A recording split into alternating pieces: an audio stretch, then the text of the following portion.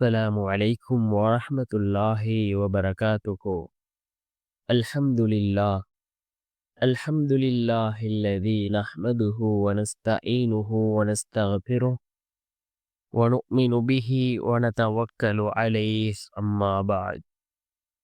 அன்பிற்குரிய அல்லாஹ்வின் நல்லடியார்களே, அன்பு சகோதரர்களே, நாம் தொடர்ச்சியாக பார்த்து வரக்கூடிய துஆக்களினுடைய திக்ருகளினுடைய தொகுப்பில் இன்று நாம் பார்க்க இருக்கின்ற விடயம் என்னவென்றால், ஃபஜ்ருடைய தொழுகையை தொழுதுவிட்டு அதே இடத்தில் அமர்ந்தவர்களாக இந்த துஆவை ஓதுவோம். ஒரு சஹாபிக்கு ரசூலுல்லாஹி ஸல்லல்லாஹு அலைஹி வஸல்லம் அவர்கள் கற்றுக் கொடுத்த ஒரு துஆ. இந்த துஆவை ஓதினால் நம்முடைய வாழ்க்கையில் செல்வ செழிப்பு ஏற்படும்.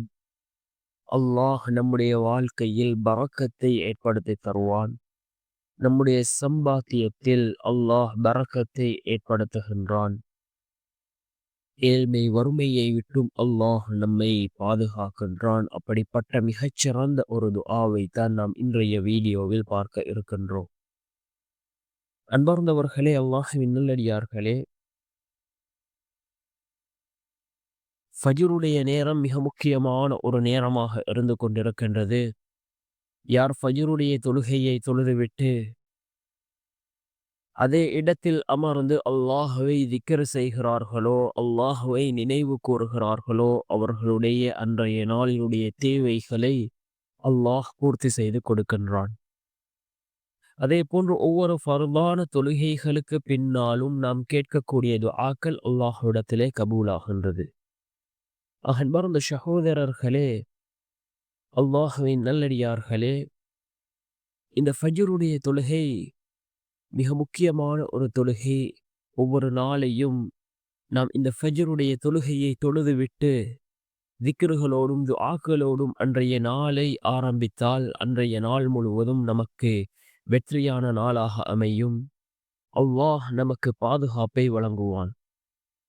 அன்பார்ந்த சகோதரர்களே, அல்லாஹ்வின் நல்லடியார்களே, ஒரு முறை ரசூலுல்லாஹி ஸல்லல்லாஹு அலைஹி வஸல்லம் அவர்களிடத்தில் ஒரு சஹாபி வந்து, யா ரசூலுல்லாஹ், எனக்கு மிகவும் கஷ்டமாக இருக்கின்றது.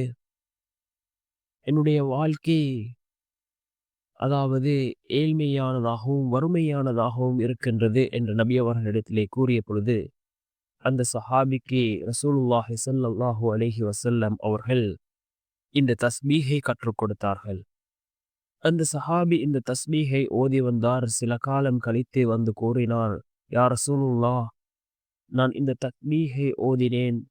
என்னுடைய வாழ்க்கையில் இப்பொழுது செல்வங்கள் நிறைந்து காணப்படுகின்றது என்று அந்த சஹாபி ரசூலுல்லாஹி ஸல்லல்லாஹு அலைஹி வஸல்லம் அவர்களிடத்திலே கூறினார்கள்.